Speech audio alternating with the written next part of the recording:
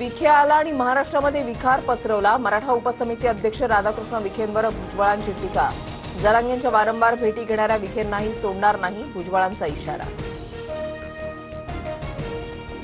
मुख्यमंत्री नागपुरात असताना मुंबईमध्ये जीआरचा निर्णय घेऊन टाकला. त्यांचं टार्गेट ओबीसी नाही तर फडणवीस आहेत. भुजबळांचा जरांगेंसह विखे पाटलांवर निशाणा. मराठा आरक्षणाच्या मुद्द्यावरून ओबीसी नेत्यांमध्ये फूट. वडेट्टीवारांची जुनी क्लिप दाखवत भुजबळांचा निशाणा. नागपुरात वडेट्टीवारांनी घेतला होता ओबीसींचा वेगळा मेळावा.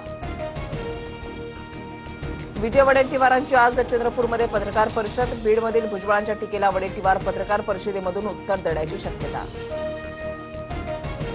मराठा आणि ओबीसींमध्ये जे अंतर पडलं ते अंतरवालीच्या दरिंदे पाटलामुळेच. बीडमधल्या महाएल्गार मेळाव्यात भुजबळांचा मनोज जरांगेंवर जोरदार इशारा, तर जरांगेंकडून भुजबळांचा घुरट असा उल्लेख. भुजबळांना फडणवीसांना डॅमेज करायचंय, अजित पवारांना बदनाम करण्याचा विडाही भुजबळांनी उचललाय. ओबीसीतूनच मराठा आरक्षण घेणार, जरांगेंचा इशारा. जरांगे मराठ्यांशी दगाफटका करतोय. ओबीसी नव्हे तर ईडब्ल्यूएसमधून आरक्षण घेतल्यानं मराठ्यांचा फायदा होईल. राजकीय आरक्षण हा डाव असल्याचा मुंडेंचा आरोप. धनंजय मुंडेंविरोधातील सर्व पुरावे घेऊन करुणा मुंडे माझ्याकडे आल्या होत्या, पण मी बाईच्या आडून लढणारा माणूस नाही. माझ्यामध्ये समोरासमोर लढण्याची हिंमत, जरांगेंचा निशाणा.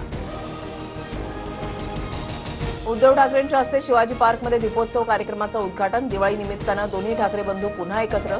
उद्घाटनाआधी ठाकरे शिवतीर्थ निवासस्थानी भेट.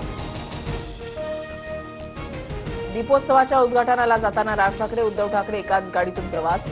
राज ठाकरेंकडून गाडीचं सारथ्य, तर अमित ठाकरे आणि आदित्य ठाकरेही एकाच गाडीतून शिवाजी पार्कमध्ये दाखल.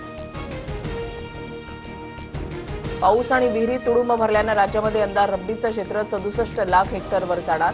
शेतकऱ्यांनी बियाणं खतांची चिंता करू नये, कृषी मंत्री दत्तात्रय भरडेंचं आवाहन. पुण्यात जैन बोर्डिंग बचाव कृती समितीचा जागेच्या विक्रीविरोधात मोर्चा. जैन बांधवांचा हजारोंच्या संख्येनं जैन बोर्डिंग ते जिल्हाधिकारी कार्यालयापर्यंत मोर्चा.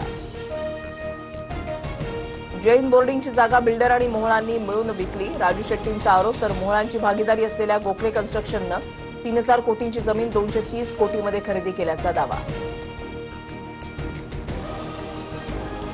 पुण्यातील मॉडर्न कॉलेजवर तरुणाकडून जातीय भेदभावाचे गंभीर आरोप. कॉलेजनं कागदपत्रांची पडताळणी नाकारल्यानं लंडनमधील नोकरी गमावल्याचाही तरुणाचा आरोप.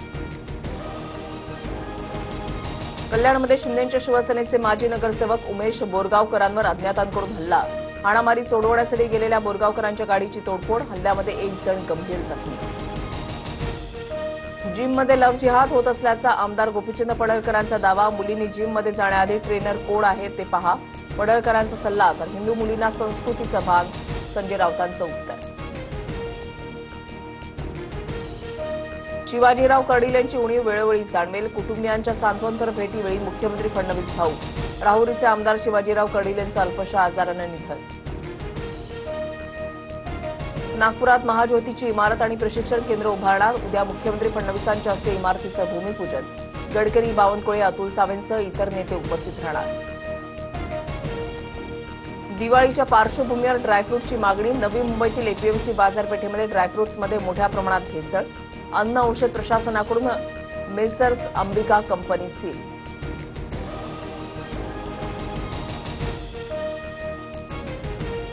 दिवाळीमध्ये नाशिक जिल्ह्यातील बाजार समित्या बंद. कांदा विक्रीसाठी रांगा. आवक वाढल्यानं कांद्याचे दर कोसळले. दिवाळीच्या तोंडावर कांदा उत्पादकांसोबत व्यापारी वर्गामध्ये नाराजी. पुढील 2 दिवस कोकणासह मध्य महाराष्ट्र आणि मराठवाड्यामध्ये पावसाचा अंदाज. पावसाची शक्यता असताना सांताक्रूजमधील तापमान 37 अंश सेल्सिअसवर. नांदेडच्या चेनापूर तांडामध्ये 70 ते 75 जणांना पाण्यातून विषबाधा. विहिरीतील पाणी पिल्यानं विषबाधा झाल्याची प्राथमिक माहिती. पाण्याचे नमुने तपासणीसाठी प्रयोगशाळेमध्ये पाठवणार. मेहुल चोक्सीला भारतामध्ये आणण्याचा मार्ग मोकळा. बेल्जियममधील कोर्टाकडून मेहुल चोक्सीचे भारताकडे प्रत्यार्पण करण्यास मान्यता.